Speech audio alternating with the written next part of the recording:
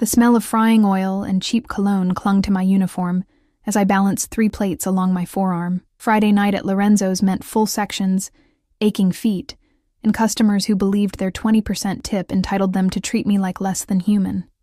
I'd learned to wear a mask, a practiced smile that never reached my eyes, a rehearsed laugh that disguised the exhaustion weighing on my shoulders. "Table 7 needs refills," Marco, the assistant manager, barked as he passed, not bothering to look at me. I nodded, though he couldn't see it, and delivered the pasta dishes to table 12 before grabbing the water pitcher. My fingers trembled slightly, betraying the 6 hours I'd already been on my feet. 3 more to go. Just 3 more hours and I could peel off this stained apron, count my meager tips, and crawl into bed alone. Again. That's when I heard them. 3 young men in expensive suits that couldn't hide their cheap characters, seated at table 7. They'd been difficult from the moment they walked in, demanding different tables twice, sending back drinks because they weren't strong enough, making comments just loud enough for me to hear, but too subtle to report. Finally, the one with gelled-back hair said as I approached.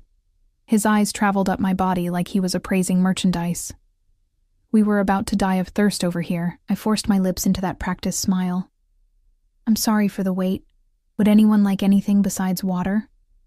"Depends," said another with a patchy beard and a signet ring that caught the dim restaurant lighting. "What else are you offering?"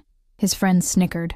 I pretended not to understand, though heat crawled up my neck. "Our cocktail special tonight is the blood orange martini, or I can bring you a wine list." "Blood orange," the third one said, pulling out his phone. He had cold eyes, the kind that never warmed even when he smiled. "That matches your face right now." More laughter. I poured their water with unsteady hands, acutely aware of the phone now aimed in my direction. "Are you recording?" I asked, my voice smaller than I intended. "Just taking some pics of the menu." Cold Eyes lied easily, but I could see my reflection in his phone screen, the camera focused on my face. "That's not against the law, is it?" I wanted to say something, to tell them to stop. But Marco was watching from the bar, and I needed this job more than I needed dignity tonight. The rent was due next week, and I was already $200 short. "I'll give you a few more minutes to decide," I managed, retreating to the kitchen where I pressed my back against the cool tile wall and tried to steady my breathing. I hadn't told anyone at Lorenzo's about Alessio. Not because I was ashamed. How could I be ashamed of the man who had saved me in every way a person could be saved? But because the less people knew, the safer we both were. Our worlds were separate for a reason. Mine was this: greasy aprons, sore feet, and plastered-on smiles. His was dark cars with tinted windows, men who called him sir with fearful respect, and meetings that couldn't be discussed when he came home with tension knotted between his shoulder blades. I'd met Alessio 9 months ago when he came into the restaurant with his associates. I'd served their table, nervously aware of how they went quiet when I approached, how the other servers had suddenly found reasons to avoid their section, how Marco had pulled me aside beforehand and whispered, "Don't screw this up. These aren't regular customers." Alessio had barely looked at me that night, but I'd felt his presence like a physical weight in the room. When I'd accidentally spilled water on the table, grazing his expensive suit sleeve, I thought I might faint from terror. But he'd simply moved his arm, dabbed the water with his napkin, and continued his conversation. It wasn't until I was leaving that night, walking to the bus stop in the rain, because I couldn't afford an Uber, that a black SUV had pulled alongside me. The window rolled down, and there he was. "You'll catch pneumonia," he'd said, his voice smooth as aged whiskey. "Get in." I should have refused. Every warning bell in my body had clanged at once, but something in his eyes, something unexpectedly gentle, had made me open that door. Now, 9 months later, I was his wife, though nobody at Lorenzo's knew it. We'd married in a private ceremony after a whirlwind courtship that felt like being swept up in a beautiful, terrifying storm. Alessio had wanted me to quit my job immediately, but I'd insisted on keeping it. It was the one piece of independence I clung to, the one thing that was still mine, in a life that had transformed so rapidly I sometimes didn't recognize it. "He has a thing for me, I swear," I overheard Patchy Beard say, as I emerged from the kitchen, forcing myself back into character. "Did you see how she looked at me? Dude, she probably has a thing for anyone who tips more than $5, Gel Hair replied, These waitress types are all the same. I approached their table again, notepad ready. Have you decided what you'd like to order? Cold Eyes was still recording. I could see the red dot on his phone screen, partially hidden behind the menu he pretended to read. What's good here, sweetheart, besides the view? His eyes lingered on my chest. The chicken parmesan is popular, I said flatly. I bet you're popular too, Patchy Beard said, reaching out to touch my arm. I stepped back instinctively. Please don't touch me, I said, the words escaping before I could stop them. His face darkened. Excuse me? I was just being friendly. 3 chicken parmesans, Cold Eyes decided, finally lowering his phone. And bring us some bread. We've been waiting forever. I nodded and turned away, feeling their eyes burning into my back. When I returned with their bread basket, they fell silent, exchanging glances that made my skin crawl. Is there something on my face? I asked, unable to bear their stares any longer. Just wondering, Gel Hair said, what someone like you does for fun when you're not waiting tables. I have a life outside work like everyone else, I answered cautiously. A life? Cold Eyes repeated, smirking. With Netflix and your cats, I bet. More snickering. I didn't bother correcting them, didn't mention that I spent my free time in a penthouse overlooking the city, learning to navigate Alessio's world of unspoken rules and dangerous subtleties. I didn't tell them that just last weekend, Alessio had flown me to Paris for dinner because I'd mentioned missing the crepes from my semester abroad. Your food will be ready soon, I said instead, turning away. As I walked to check on another table, I heard Cold Eyes say, Got enough for the video? This'll be hilarious online. A chill ran through me. Were they posting videos of me, mocking me publicly? The thought made me nauseous, but what could I do? Ask to see their phones? Call Marco over? He'd side with the customers, he always did. Especially now, when Lorenzo's was struggling to stay afloat and every table counted. The rest of their meal passed in a blur of veiled insults and uncomfortable laughter. When I brought their check, Patchy Beard made a show of examining it closely. Seems high for what we got, he said. Service was mediocre at best. I bit my tongue, knowing that anything I said would only make it worse. They paid with a credit card, leaving a $5 tip on a $180 bill. As they stood to leave, Cold Eyes deliberately knocked his water glass over, sending ice cubes skittering across the table and water streaming onto my shoes. Oops, he said with false concern. Looks like you've got a mess to clean up. I watched them saunter out, laughing among themselves, phones still in hand. My hands shook as I mopped up the water, humiliation burning behind my eyes. I wanted to run after them, to demand they delete whatever they'd recorded. But what good would that do? I'd only give them more ammunition. It wasn't until closing time that I allowed myself to really feel the weight of the night. My back ached, my feet throbbed, and my pride lay in tatters. I counted my tips, $67 for 8 hours of degradation, and changed out of my uniform in the cramped employee bathroom. Outside, the October air bit through my thin jacket. I'd told Alessio I would take an Uber home tonight, but after the pathetic tips, I couldn't justify the expense. The bus would take nearly an hour, but it was only money I couldn't spare. I was halfway to the bus stop when the sleek black Bentley rolled silently alongside me. The window lowered, and Salvatore, Alessio's most trusted driver, looked at me with knowing eyes. Mrs. Vitale, he said respectfully. Mr. Vitale asked me to collect you. Of course Alessio knew. He always knew where I was, what time I finished, when I might try to take the bus instead of the car he insisted on sending. I should have found it suffocating, this constant surveillance. Sometimes I did. But tonight, seeing Salvatore's familiar face after the humiliation of those 3 men, I felt only relief. I slid into the back seat, the warm leather embracing me like an old friend. Thank you, Sal, I said, leaning back and closing my eyes. Rough night? He asked, pulling smoothly away from the curb.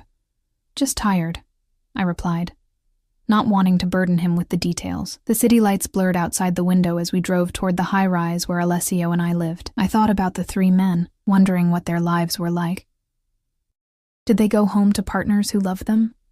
Did they feel bigger by making others feel small? I would probably never see them again, yet they'd left fingerprints on my sense of self that would take days to wipe clean. When we arrived at the building, the doorman nodded deferentially as I passed. In the elevator, I caught my reflection in the mirrored walls, cheeks flushed from the cold, hair escaping its ponytail, eyes hollow with exhaustion. No one looking at me now would connect this woman with the poised, elegant wife who appeared on Alessio's arm at private functions. The duality of my existence sometimes felt like living two separate lives. The penthouse was dark when I entered, just the ambient city light filtering through the floor-to-ceiling windows. I slipped off my shoes, padding across the marble foyer toward the kitchen for a glass of water. That's when I felt it, the electric presence that always announced Alessio before I saw him. He sat in his leather chair by the window, the city sprawled out below like a carpet of stars. In the dim light, his profile was sharp as a blade, his shoulders broad under his white shirt. He hadn't turned when I entered, but I knew he was acutely aware of my presence. "You're late," he said quietly, still looking out at the night. "The closing took longer than expected," I explained, moving toward him slowly. "I'm sorry I didn't text." Now he turned, his dark eyes finding mine across the room. Something in his expression made my heart stutter. There was anger there, carefully controlled but not directed at me. Something had happened, something beyond my delayed return. "Come here, Teresa," he said, his accent thickening as it always did when he was emotional.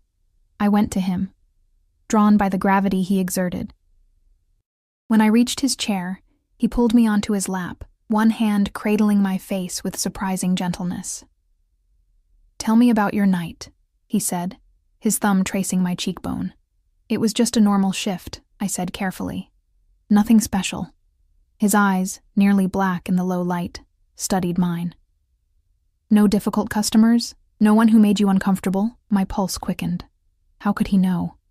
"There are always difficult customers in restaurants, Alessio. It's part of the job." His jaw tightened almost imperceptibly. "3 young men.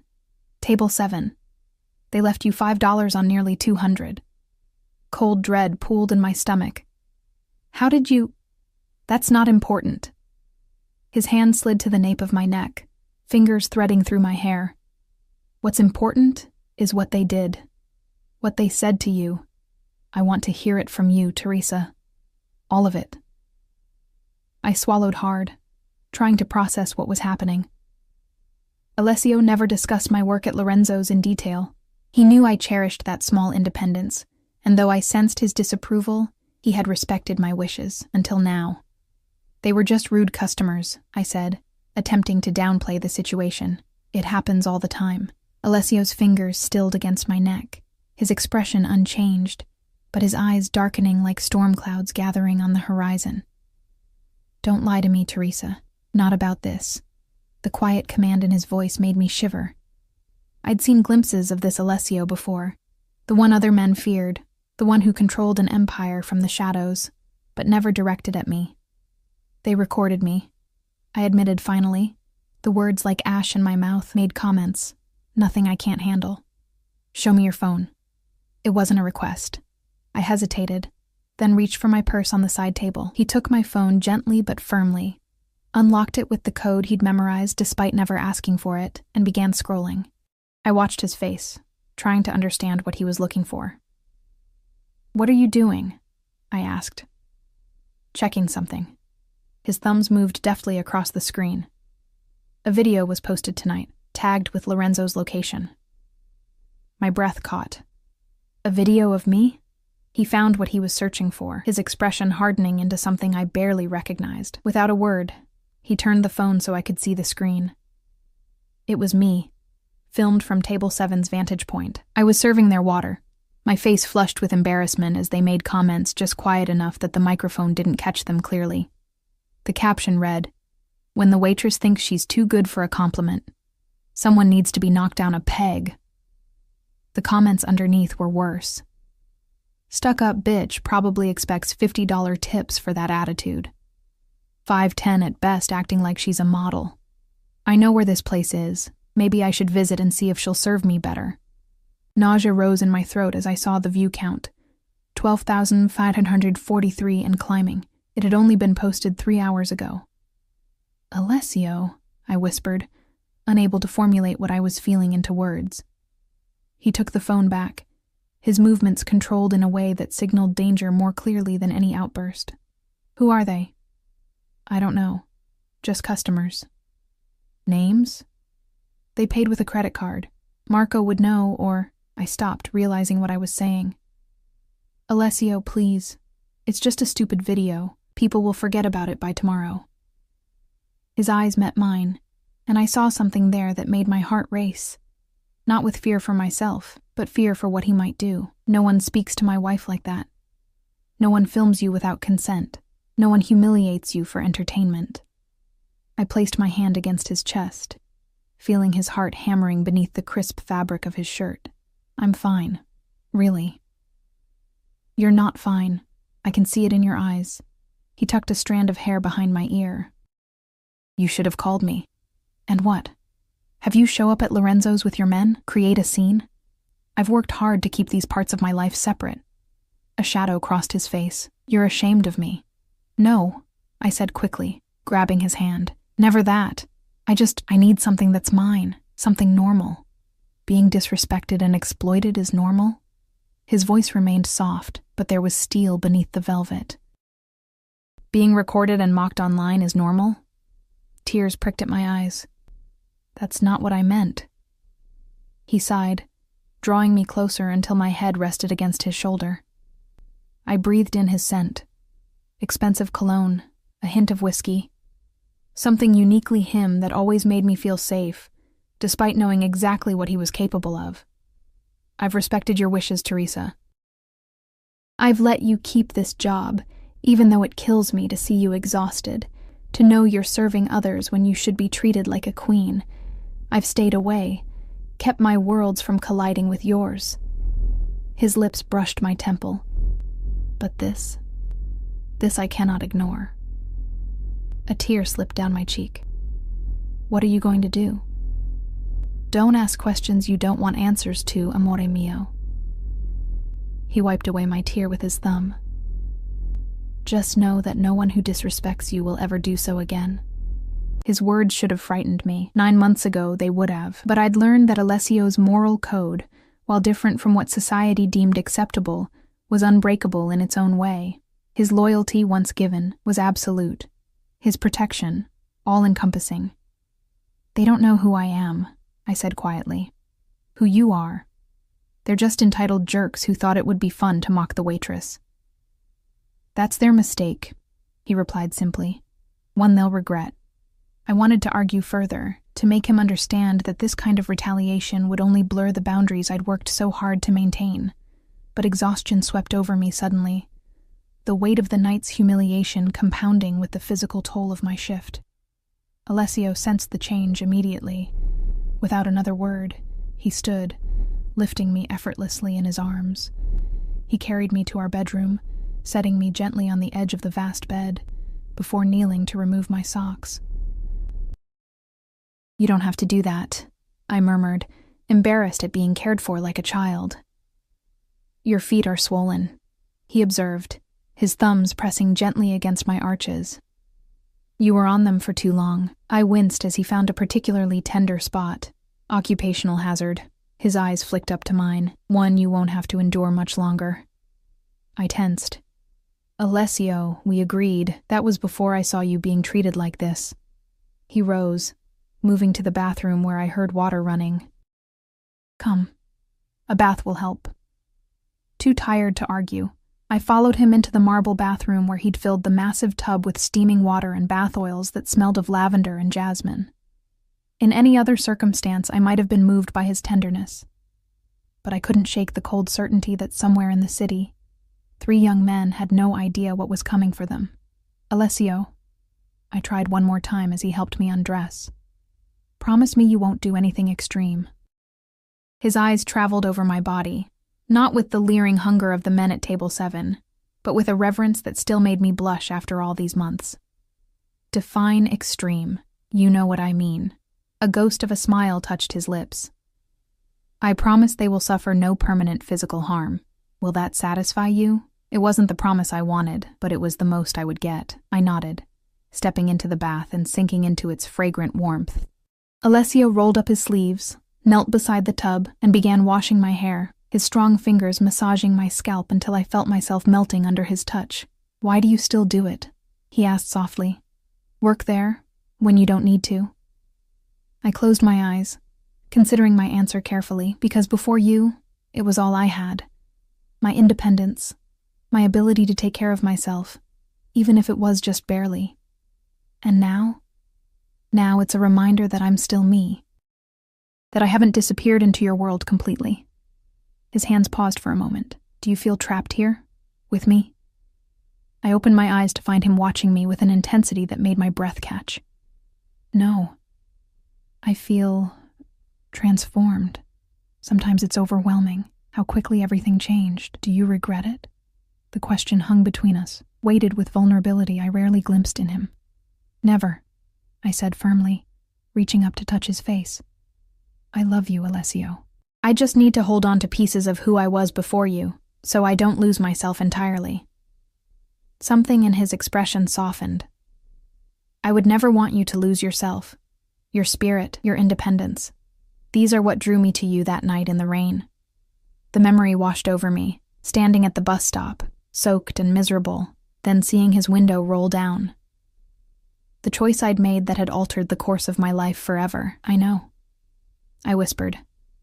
He helped me finish bathing, then wrapped me in a plush towel, carrying me back to bed where he dried my hair with gentle hands. When he finally lay beside me, pulling me against his chest, I was nearly asleep. "Rest now," he murmured against my hair. "Tomorrow will be a new day." The promise in his words followed me into my dreams. I woke to an empty bed and the sound of quiet voices from the living room. Sunlight streamed through the windows we'd forgotten to close the curtains on, and for a moment, I simply lay there, letting the warmth bathe my skin. The digital clock on the nightstand read 10:17 a.m. I never slept this late, even on my days off. Wrapping myself in Alessio's silk robe, I padded toward the voices, stopping when I recognized Dante's deep rumble. Dante was Alessio's consigliere, his most trusted advisor, and the only one of his associates who had been at our wedding. If he was here on a Saturday morning, something significant was happening. "It's been handled," I heard Dante say. "The video has been removed from all platforms. No traces remain. And the three of them," Alessio's voice was calm, controlled, "identified and located. Salvatore is tracking their movements now. We have addresses for all three. They'll be brought in tonight." My blood ran cold. Brought in. The euphemism hung in the air like a storm cloud. Good. "I want to handle this personally." Alessio's tone left no room for argument. "What did you find on them?" Papers rustled. "Jason Miller, 26, works at his father's investment firm. Lives in a high-rise downtown. Trust fund kid with a history of complaints from service workers, though nothing ever sticks because daddy's lawyers clean up his messes." Cold Eyes, I thought, the one who had been filming. Tyler Reynolds, 25, aspiring real estate broker. 3 DUIs in the past 2 years, charges reduced each time. Currently on probation, though he doesn't seem to take it seriously. Gel hair. And Michael Donnelly, 27. Works with Miller at the investment firm. 2 restraining orders from ex-girlfriends. Seems to have anger management issues. Patchy beard. The one who had touched my arm. "Their fathers?" Alessio asked. "Miller Sr. is well connected but not in our circles. Old money, political aspirations. Reynolds' father owns a chain of car dealerships, middle management at best. Donnelly comes from less. Father was a cop, now retired. Mother's a teacher." Alessio was silent for a moment. The cop connection could be problematic. Retired 5 years ago. Bad terms. Drinking problem. No loyalty there to worry about. Financial vulnerabilities? Miller has everything handed to him. Reynolds is in debt. Gambling mostly. Donnelly lives beyond his means, trying to keep up with his wealthier friends. I'd heard enough. I stepped into the living room, and both men turned immediately. Dante straightened from where he'd been leaning over a laptop, nodding respectfully. "Mrs. Vitale." "Teresa," Alessio said, his expression softening as he took me in. "You should be resting." I've rested enough. I tightened the robe around me, aware of my exposed legs and still damp hair. What are you planning, Alessio? Dante glanced between us, then gathered his papers. I'll wait downstairs. When the door closed behind him, Alessio approached me slowly, as if I were a wild animal he didn't want to startle. You heard. It wasn't a question. Yes. Then you know I'm taking care of it. The video is gone. Those men will never bother you again. Brought in, I quoted. What does that mean exactly? His jaw tightened. It means they will learn a lesson about respect. By terrifying them? Hurting them? Would you prefer I do nothing? A dangerous edge crept into his voice. Let them continue posting videos? Let other men see it and think they can treat you the same way? I crossed my arms over my chest, torn between the part of me that was horrified at what Alessio might do, and the smaller, darker part that wanted those men to pay for their cruelty. There has to be a middle ground, I said finally. Something that doesn't involve... I trailed off, unable to articulate what I feared. Alessio's expression remained impassive, but I'd learned to read the subtle tells that betrayed his emotions. The slight tightening around his eyes, the almost imperceptible flex of his jaw. What would you have me do, Teresa? He asked, his voice deceptively soft. Call the police? File a harassment complaint that will go nowhere? These men believe they can treat others as playthings for their amusement without consequences. I don't know, I admitted. But this, bringing them in, whatever that means, it feels extreme. He moved closer, his fingers grazing my cheek with a gentleness that contradicted the steel in his eyes. You didn't see what I saw in that video. The comments beneath it, the way they looked at you. I lived it, Alessio. I was there. Then you know they deserve whatever comes to them. I pulled away from his touch, frustration building inside me. This is exactly why I wanted to keep my job separate from your world. The moment they intersect, everything becomes this. I gestured between us. Suddenly I'm not just Teresa who waits tables. I'm Mrs. Vitale, and anyone who crosses me faces your wrath. Something flashed in his eyes, hurt, perhaps, or anger. You are Mrs. Vitale, my wife. The most precious person in my life. Did you think that was just a title? That I would stand by while you're humiliated? Of course not. But there's a difference between protecting me and whatever you're planning with Dante. Alessio ran a hand through his dark hair, a rare display of agitation. Those men chose to target someone they thought was powerless. They believed there would be no repercussions for their actions. They were wrong. I knew that look in his eyes, the quiet determination that brooked no argument. 9 months wasn't long enough to know all of Alessio's secrets, to understand fully what his business entailed. But it was long enough to know that once his mind was set, nothing would change it. Will you at least tell me what you're going to do? I asked, my voice small. He studied me for a long moment. Would knowing the details make you feel better? Or worse? The question hung between us, and I realized he was right. I didn't want to know. Not really. Like so many aspects of Alessio's life, I preferred the comfort of partial ignorance. Just promise me no one dies because of a stupid video, I said finally. A ghost of a smile touched his lips. I already promised no permanent physical harm. I am a man of my word, Teresa. The way he specified physical harm didn't escape my notice, but I let it go. There was a boundary in our relationship, a line I rarely crossed when it came to his business dealings. It was part of our unspoken agreement. He kept that world away from me, and I didn't ask questions I didn't want answers to. I need to go into work today, I said, changing the subject. My shift starts at noon. Alessio's expression hardened. No, excuse me? You're not going back to Lorenzo's. Not today. Not ever. I stared at him, disbelief turning quickly to anger. You can't just decide that for me. I can, and I have. His tone was final. Those men know where you work. The video may be gone, but who knows how many people saw it before it was taken down. I won't risk your safety. My safety? I laughed without humor. They're obnoxious jerks, Alessio, not murderers.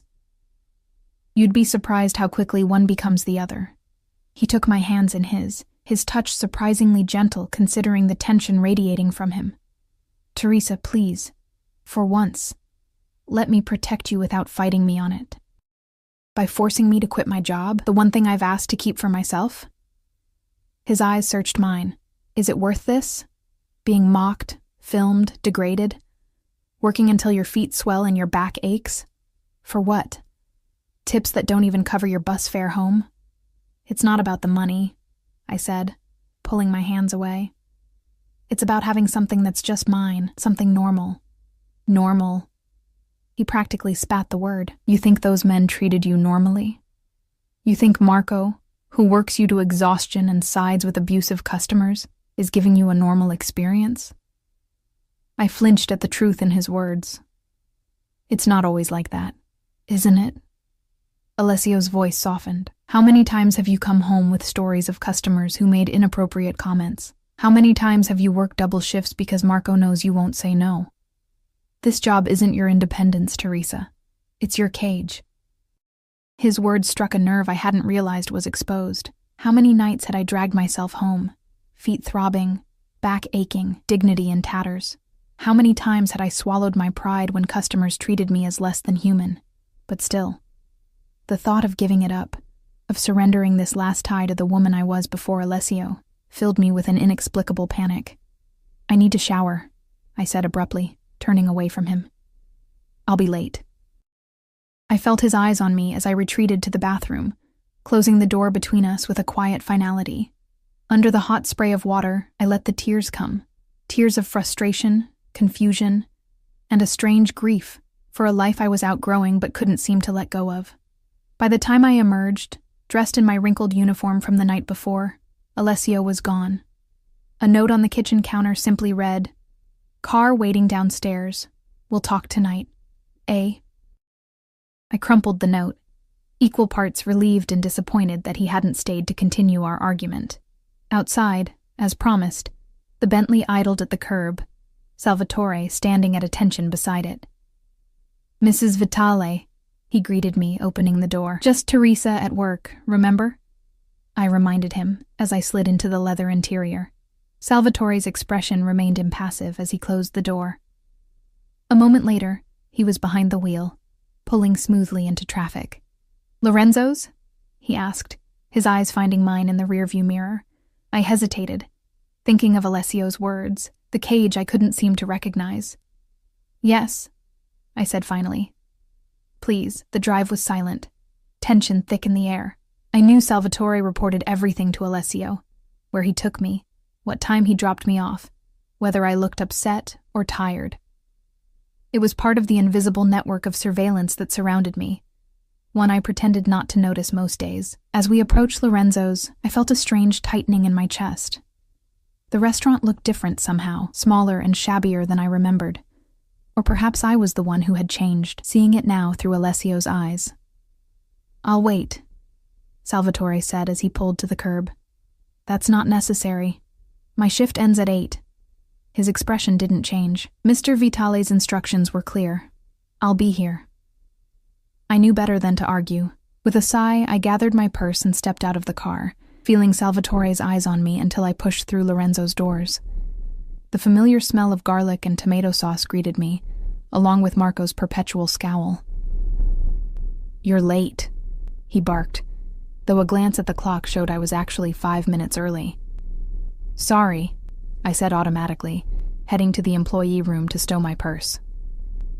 "Hey, wait," Marco called, following me. "I need to talk to you about last night." I tensed, turning slowly to face him. "What about last night?" Marco shifted uncomfortably, his usual bravado diminished. "Those guys at table 7, they didn't bother you too much, did they?" The question was so unexpected that I simply stared at him. "Since when do you care if customers bother me?" He ran a hand over his balding head. "Look, I heard they posted something online. A video." So he knew. "Yes, they did. It's gone now," he said quickly. "I checked this morning after I got a call." My pulse quickened. A call? From who? Marco avoided my eyes. "Doesn't matter." Just some guy saying the video had been taken down and that those three wouldn't be coming back to Lorenzo's. Ever. He paused, studying me with newfound wariness. Teresa, is there something you want to tell me? I kept my expression neutral. Like what? Like who you really are. Who your husband is. Ice shot through my veins. I don't know what you're talking about. Marco gave a humorless laugh. Come on, I'm not stupid. The way you showed up 9 months ago looking for any job. No experience, but desperate to work. The black car that picks you up sometimes. The way you never talk about your life outside of here. He leaned closer, lowering his voice. The call I got this morning wasn't just about a video. It was a warning. About how I've been treating the wife of Alessio Vitale. Hearing Alessio's name in this context, in Lorenzo's dingy break room, from Marco's mouth, felt like worlds colliding. I don't... Save it, Marco interrupted, raising his hands in surrender. I don't want to know details. I just want to know why. Why work here, dealing with assholes like those guys last night, when you're married to... He trailed off, clearly afraid to even speak Alessio's name again. I sank onto the bench, suddenly exhausted. Because it's normal, I said simply. Or it was supposed to be. Marco stared at me like I'd grown a second head. Normal? You think waiting tables in this dump is normal when you could be doing whatever it is his wife does? I wanted something that was just mine. Something that connected me to who I was before. The truth of it hit me with unexpected force. But it's not working anymore, is it? No, Marco agreed, a new respect in his voice. It's not. And after last night, I'm thinking you shouldn't come back. For everyone's safety, there it was. The decision made for me. Part of me wanted to argue, to insist that I could separate these worlds if I just tried harder. But Marco's fear-tinged expression told me everything I needed to know. The barrier between my two lives had already crumbled. I'll finish my shift today, I said quietly. Marco shook his head. No need. I'll pay you for the day, but... He glanced nervously toward the front of the restaurant. There's a guy in a suit who's been sitting at the bar since we opened, hasn't ordered anything but water, keeps watching the door. One of Alessio's men, no doubt. Watching, protecting, reminding Marco exactly who I belong to. I understand, I said, rising to my feet. I removed my apron and name tag, placing them on the bench with a finality that ached in my chest. I'll go. Marco nodded, relief evident in his posture. For what it's worth, I'm sorry. About those guys last night. If I'd known who you were, you would have treated me differently. I finished for him. That's exactly why I never told you. I gathered my purse and walked out of Lorenzo's for the last time, the weight of my decision settling over me like a shroud. Outside, Salvatore stood beside the Bentley, appearing unsurprised to see me so soon. Home, Mrs. Vitale? He asked, opening the door. I paused, looking back at the restaurant, at the life I was leaving behind. No, I decided suddenly. Take me to Alessio. Something like approval flashed in Salvatore's eyes. He's at the club, preparing for tonight. The club was Alessio's legitimate business, a high-end establishment where the wealthy and powerful came to see and be seen. It was also, I suspected, where much of his not-so-legitimate business was conducted in private rooms upstairs. Then that's where I want to go, I said, sliding into the back seat. It's time I stopped pretending I can live in two worlds. The Ivory Room occupied the entire top floor of a historic building downtown, its entrance marked only by a discreet brass plaque and a suited doorman who knew exactly who to admit and who to turn away. As Salvatore pulled up to the curb, I felt a flutter of nervousness in my stomach. I'd been here before, of course, at Alessio's side for private dinners or special events, but never alone. Never during the day when the club was closed to patrons. The doorman recognized me immediately, nodding deferentially as he opened the heavy door. Mrs. Vitale, Mr. Vitale is in his office. Inside, the club was transformed by daylight. Without the evening's dim lighting and soft music, the space felt larger, its elegance more apparent in the polished marble floors and crystal chandeliers that now sparkled in the afternoon sun, filtering through tall windows. A skeleton crew of staff moved about, preparing for the evening, each pausing to acknowledge me with a respectful nod or murmured greeting. I made my way to the private elevator at the back, the one that led directly to Alessio's office and the rooms above where his most sensitive meetings took place. The elevator required a key card, which I extracted from my purse, a symbol of trust Alessio had given me early in our marriage, though I rarely used it. As the elevator ascended, I caught my reflection in the mirrored walls. I still wore my Lorenzo's uniform, black pants and a white button-down shirt with the restaurant's logo embroidered on the chest. My hair was pulled back in a simple ponytail, my face bare of makeup. I looked nothing like the woman who usually accompanied Alessio to this place, draped in designer dresses and carefully applied cosmetics. Yet for the first time, I felt more authentic in this moment than I had in months of straddling two worlds. The elevator doors slid open silently, revealing a plush hallway with only two doors. One to Alessio's office, the other to a private suite I'd never entered. From behind the office door, I could hear the low murmur of voices. I hesitated, suddenly unsure of my decision to come here, to insert myself into this aspect of Alessio's life I'd always kept at arm's length. Before I could second-guess myself further, the office door opened, and Dante emerged, his expression shifting from surprise to careful neutrality when he saw me. "Mrs. Vitale," he greeted me, stepping aside. "Alessio is inside." I nodded my thanks, moving past him into the office where Alessio stood behind a massive desk of dark wood, his back to the door as he gazed out floor-to-ceiling windows overlooking the city. He wore a charcoal suit that fit his broad shoulders perfectly, his dark hair neatly combed, every inch the powerful man others feared and respected. "I told you we'd have everything ready by tonight," he said without turning, clearly thinking I was Dante returning. "The arrangements are already—" He stopped as he turned and saw me, surprise flickering across his features before his expression softened. "Teresa." "I quit Lorenzo's," I said simply, the words hanging in the air between us. Alessio studied me for a long moment, his dark eyes unreadable. "I see." "You were right," I continued, moving further into the room. "It wasn't independence. It was a cage I couldn't recognize." He remained still, watching me approach with an intensity that might have frightened me once. "What changed your mind?" "Marco knew who I was, who you are." I stopped at the edge of his desk. "Someone called him this morning, about the video, about me being your wife." A muscle ticked in Alessio's jaw. "I see. Was it you?" I asked. "Did you call him?"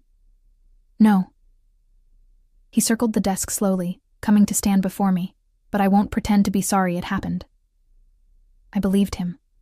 Alessio never lied to me, even when the truth was difficult. It was one of the foundations of our relationship. His unwavering honesty, even as he kept certain details of his business shielded from me. "There was a man watching the restaurant," I said. "One of yours?" "Franco." Alessio nodded. "For your protection." He scared Marco enough that he basically fired me." I gave a humorless laugh. "Paid me for the day and suggested I not come back. For everyone's safety." Alessio's expression remained impassive, but I caught the satisfaction in his eyes. Marco finally showed good judgment. "You knew this would happen," I accused, though without real anger. "The moment those men posted that video, you knew my time at Lorenzo's was over." "I knew it was inevitable," he corrected, reaching to tuck a strand of hair behind my ear. "Though I expected more resistance from you." I leaned into his touch, surprised by the relief flooding through me. "I'm tired of pretending, Alessio. Tired of being two different people." Something like triumph flashed in his eyes. "And who are you now, Teresa? Which version is real?" It was a question I'd been asking myself since I walked out of Lorenzo's. "I don't know yet," I admitted. "But I want to find out, without hiding behind a job that makes me miserable just because it feels safe and familiar." Alessio cupped my face in his hands, his touch gentle despite the power I knew resided in those fingers.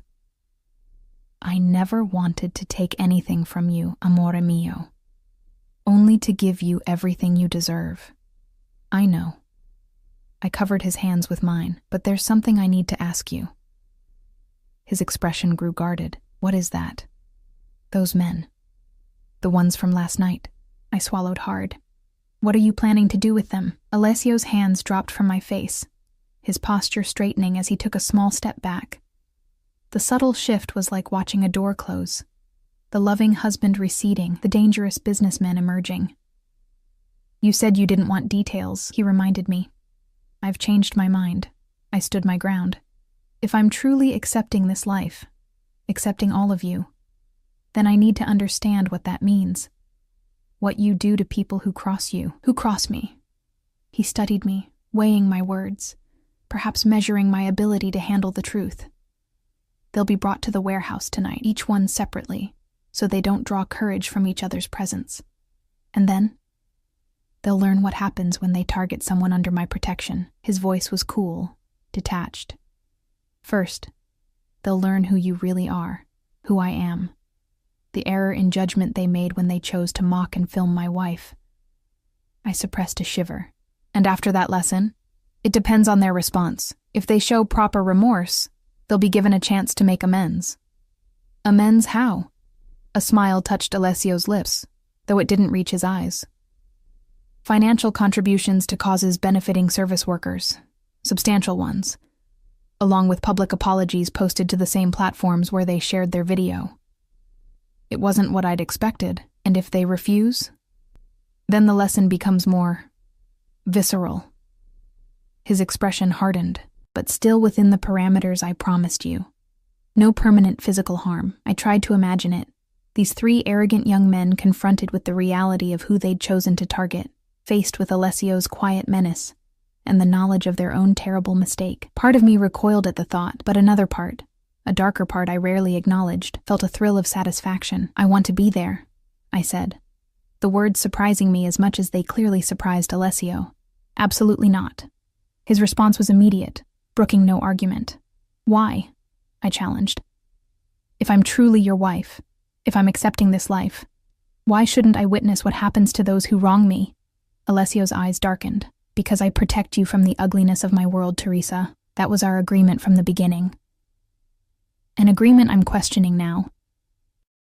I moved closer to him, emboldened by the realization that I was changing, evolving into someone new, someone who was neither the desperate waitress nor the elegant, shielded wife, but something altogether different. "I've spent 9 months with one foot in each world, Alessio. It's not working anymore. If I'm stepping fully into yours, I need to understand what that means." "You think you want this," he said quietly. "But seeing men broken, even men who deserve it, changes you. It marks you. I don't want that for you." "I'm already changed," I whispered. "The moment I got into your car that night in the rain, everything changed. I've just been fighting it, holding on to scraps of my old life because I was afraid of disappearing into yours." Something shifted in Alessio's expression. Surprise, perhaps, or respect. "And now you're not afraid." "I'm terrified," I admitted. "But I'm more afraid of living halfway between worlds, belonging to neither." He considered me for a long moment, his gaze searching. "You truly want to witness this?"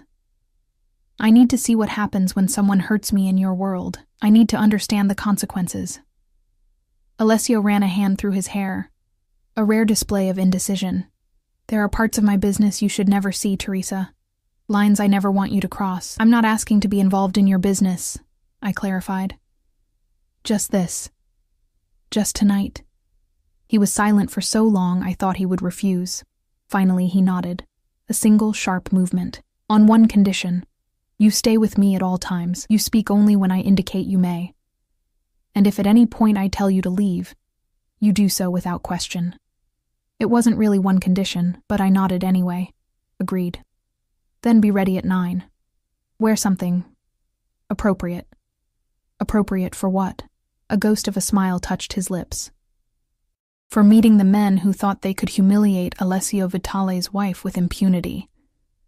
The implication was clear. Tonight, I wouldn't be Teresa the waitress. I would be Mrs. Vitale in every sense of the title. "I should go home and change," I said, suddenly aware of my shabby uniform. Alessio shook his head. "I have meetings until evening. You'll stay here where I know you're safe." "Here?" I glanced around the office. "There's a suite through that door." He nodded toward the second door I'd noticed in the hallway. "Everything you need is there. Clothes, toiletries, rest. I'll join you when I'm finished." I shouldn't have been surprised. Of course, Alessio would have prepared for every contingency, including the possibility of me needing to stay at the club. "Do you often have women staying in your private suite?" I asked, a hint of jealousy coloring my tone despite myself. Alessio's expression darkened. "Only you, Teresa. Ever." His possessiveness should have bothered me once. Now it felt like an anchor in a shifting sea. "I believe you." He crossed to a sideboard and poured 2 fingers of amber liquid into a crystal glass. "I have one more meeting. Make yourself comfortable. Anything you want, just call down to the staff." I nodded, turning to leave. But he caught my wrist, pulling me back against his chest. His kiss was fierce, claiming. A physical manifestation of the possessiveness I'd come to understand was as much a part of him as his ruthless business acumen or his unexpected tenderness. 9 months, he murmured against my lips. 9 months I've watched you exhaust yourself at that restaurant, coming home with aching feet and wounded pride. 9 months I've honored your wish to keep your independence. His fingers threaded through my hair, cradling my head. "But you were never meant for that life, Teresa. You were meant for this. For me." The intensity of his gaze made my breath catch. "I know that now." He released me reluctantly, the business mask sliding back into place. 9 o'clock. I nodded, slipping through the door to the private suite. Inside, I found a space that was unmistakably designed with me in mind. Soft creams and blues, a plush bed with linens I recognized from our home, even framed photographs of us on the nightstand. A large closet revealed dresses in my size, shoes arranged neatly below. In the bathroom, I found my preferred brand of shampoo, my favorite perfume. Alessio had created this space for me long before today, preparing for the moment when I would finally step fully into his world. The realization both unnerved and touched me. How well he knew me, perhaps better than I knew myself. I showered, washing away the last traces of Lorenzo's, and wrapped myself in a silk robe I found hanging on the bathroom door. As I stretched out on the bed, exhaustion washed over me, not just physical tiredness, but the emotional fatigue of maintaining 2 separate lives for so long. As sleep claimed me, I wondered what version of myself would emerge tonight. Not Teresa the waitress, certainly, but perhaps not quite the carefully shielded Mrs. Vitale either. Someone new, someone stronger. Someone who would stand beside Alessio as he delivered justice to those who had wronged me and not look away. I woke to the sensation of fingers gently tracing the curve of my cheek. Opening my eyes, I found Alessio seated on the edge of the bed, his tie loosened, jacket discarded. The setting sun cast long shadows across the room, bathing everything in golden light. "What time is it?" I asked, my voice husky with sleep. "Just after 7. He brushed a strand of hair from my face. "You needed the rest." I sat up, clutching the silk robe around me. "Your meetings?" "Concluded." His eyes traveled over me with quiet appreciation. "I've had dinner sent up. You should eat before tonight." The mention of tonight sent a flutter of nerves through my stomach. I'd been so certain in my demand to witness what happened to the 3 men. But now, in the fading light of evening, doubt crept in. "Having second thoughts?" Alessio asked, reading my expression with his usual uncanny accuracy. "No," I said quickly, then amended, "Maybe. I don't know what to expect." He stood, moving to a covered tray on a nearby table. "Expect justice. Nothing more, nothing less." He lifted the silver dome, revealing a beautifully plated meal of seared scallops and risotto, my favorite. "Come, eat." I joined him at the small table, grateful for his thoughtfulness even as anxiety curled in my chest. "Will they be frightened?" "Yes." He poured wine into a crystal glass, offering it to me. "That's the point." I took a sip, letting the rich Barolo coat my tongue. "Will they be hurt?" Alessio's expression remained carefully neutral. "That depends on them, on their cooperation, their remorse." He studied me over the rim of his own glass. "Does that disturb you?" I considered the question honestly. "It should. I know it should. But when I think about what they did, how they made me feel, I broke off, surprised by the anger rising in me. A part of me wants them to suffer.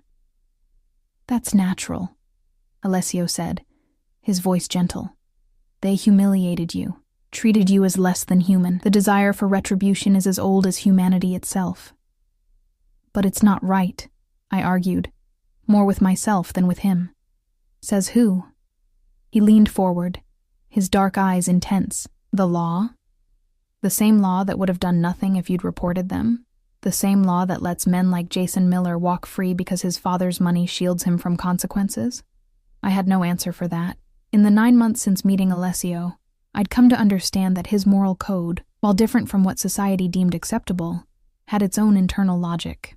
He valued loyalty above all, protected those under his care with ferocious dedication, and believed that actions should have proportionate consequences. Eat, he encouraged, gesturing to my untouched food. You'll need your strength. I obeyed, finding that despite my anxiety, I was ravenous. We ate in comfortable silence, the familiarity of sharing a meal with Alessio calming me in a way nothing else could. When we finished, he checked his watch. It's time to get ready, he said, rising. I've selected something for you to wear. He led me to the closet, withdrawing a garment bag I hadn't noticed earlier. Inside was a dress I'd never seen before. Deep burgundy, elegantly cut with a high neck and long sleeves, conservative yet unmistakably expensive. It's beautiful, I said, running my fingers over the fine fabric. It's armor, Alessio replied. Tonight, you need to look like exactly who you are, my wife. Not a waitress they can mock with impunity. I understood then. The dress, the jewelry he produced next, a diamond pendant and matching earrings. They weren't just adornments. They were symbols of my position, of the protection I carried by being Alessio Vitale's wife. He left me to dress, returning when I called for him to zip the back of the gown. His fingers lingered at the nape of my neck, a gentle caress that belied the tension I felt radiating from him. Second thoughts? I echoed his earlier question. No. His eyes met mine in the mirror. But I want you to understand what happens tonight can't be undone. Once you see this side of my world, of me, we cross a line.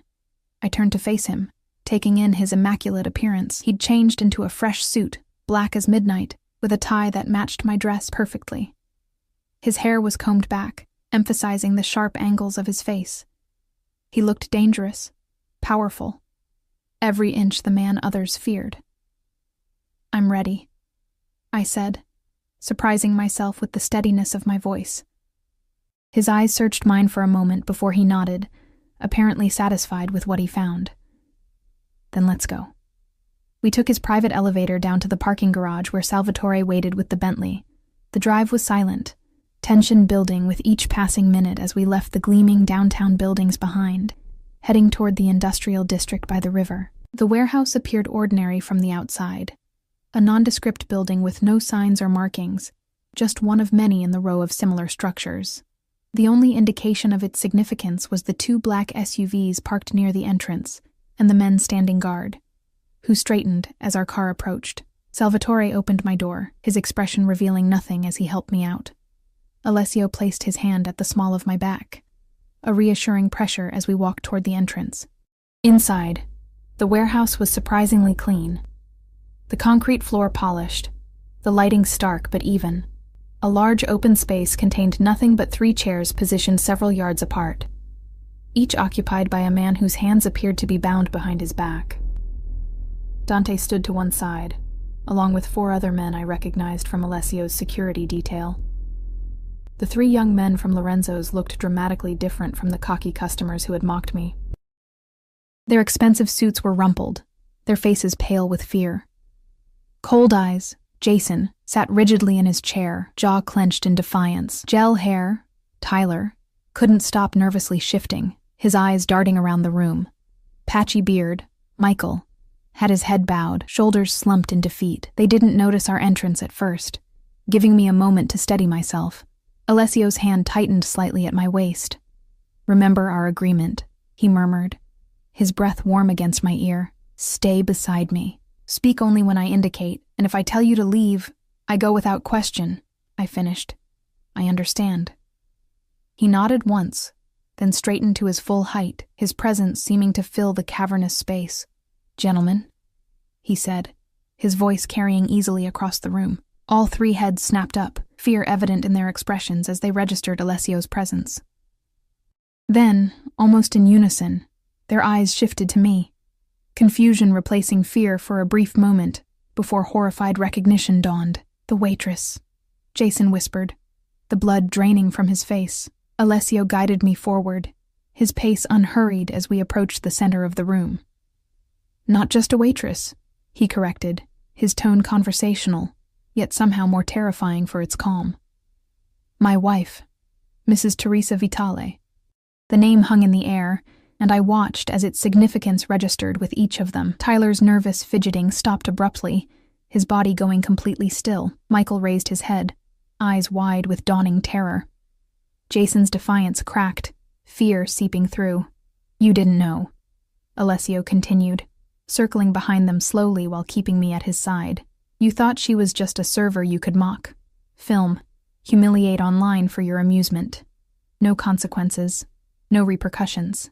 He stopped behind Jason's chair, placing his hands on the young man's shoulders. "A grave miscalculation." "We didn't," Jason began, his voice cracking. "Silence," Alessio said softly, but with such authority that Jason's mouth snapped shut immediately. "You speak when spoken to." The warehouse fell so quiet I could hear the shallow, panicked breathing of all three men.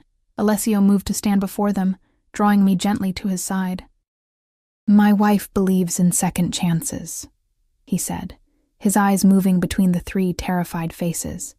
"She has asked me to show mercy, to let you make amends for your disrespect." Hope flickered in their expressions, quickly tempered by wariness. "But first," Alessio continued, "I want you to understand exactly what you did, what you participated in." He turned to me, his expression softening marginally. "Teresa, would you like to tell them?" All eyes turned to me, and for a moment I froze. Then I thought of the humiliation I'd felt, the helplessness as they recorded me, the violation of seeing myself mocked online. "You treated me like I wasn't human," I said, my voice stronger than I expected. "Like I was an object for your entertainment. You filmed me without consent. You posted it online where thousands of people could see me being humiliated." Michael's head dropped again in shame. Tyler stared at the floor. Only Jason maintained eye contact, though fear had replaced his earlier arrogance. "Do you know what that feels like?" I continued, finding my courage. "To know strangers are laughing at you? To wonder if everyone who looks at you has seen that video? To feel unsafe in your workplace?" "I'm sorry," Michael mumbled, his voice barely audible. Alessio moved to stand behind him. Louder. "I'm sorry," Michael repeated, his voice breaking. "I didn't think. We were just messing around. We didn't know who you were." "That's your first mistake," Alessio cut in, believing it would be acceptable to treat anyone that way, regardless of who they are. His eyes narrowed. "But yes. Your second mistake was choosing my wife as your target." "What are you going to do to us?" Tyler asked, terror evident in his voice. Alessio regarded him coldly. "That depends on you, on whether you're genuinely remorseful, on whether you're willing to make proper amends." "Anything," Tyler said quickly. "Please, Mr. Vitale, we'll do anything." "Will you?" Alessio turned to Jason, who had remained silent. "And you? Are you prepared to make amends for disrespecting my wife?" Jason swallowed hard, his earlier defiance evaporating under Alessio's steady gaze. "Yes," he whispered. "Good." Alessio nodded to Dante, who approached with a laptop. "Then here's what happens next. Each of you will make a substantial donation to the Service Workers' Rights Fund.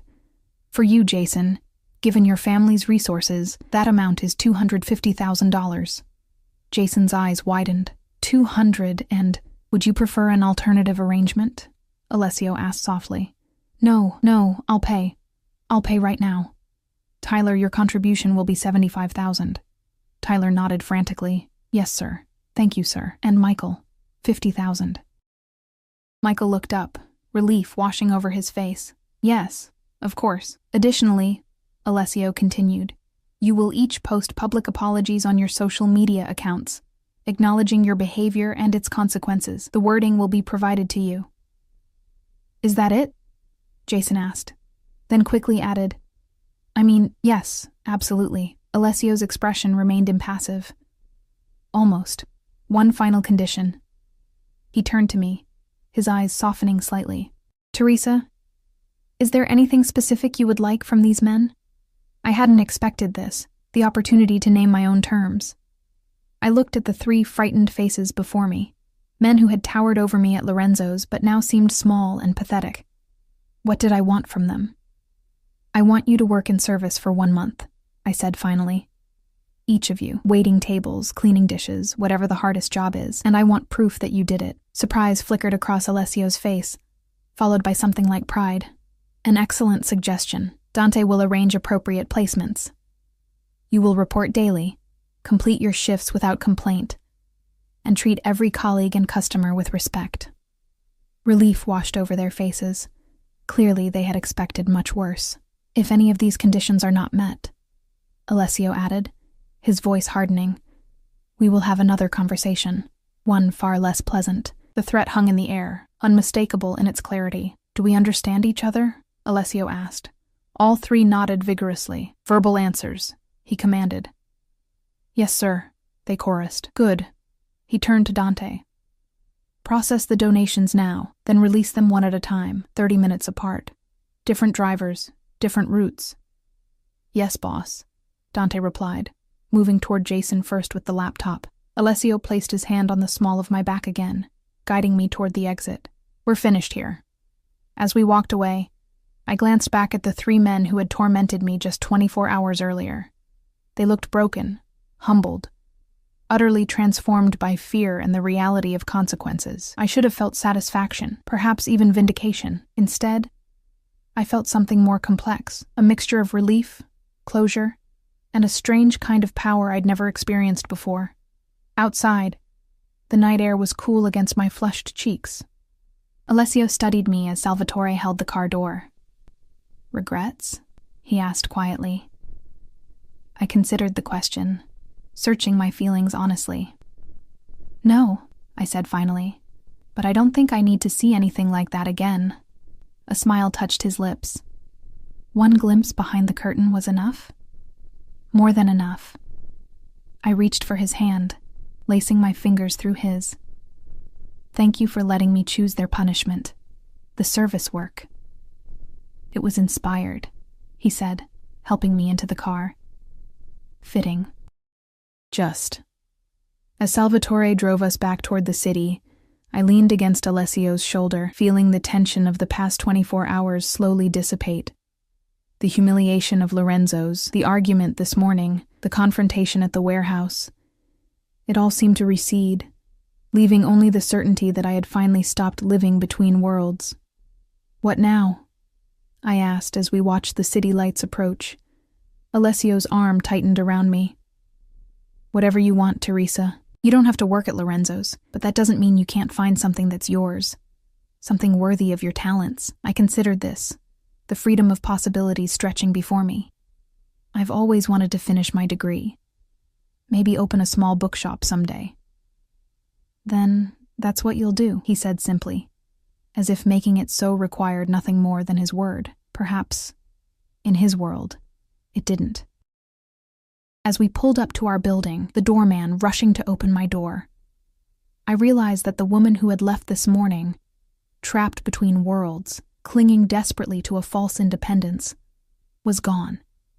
In her place was someone new, someone who understood that true freedom wasn't found in waiting tables or taking buses in the rain. It was found in accepting who I was, who I loved, and the life we would build together, one that didn't require me to be less than I could be. Alessio helped me from the car, his hand warm and steady in mine as we walked into the lobby. Tomorrow would bring new challenges, new adjustments to this life I was fully embracing. But tonight, as the elevator carried us toward our penthouse, I felt only certainty. I was Teresa Vitale, not a waitress playing at Independence, not a wife hiding from her husband's world, just me, finally whole, finally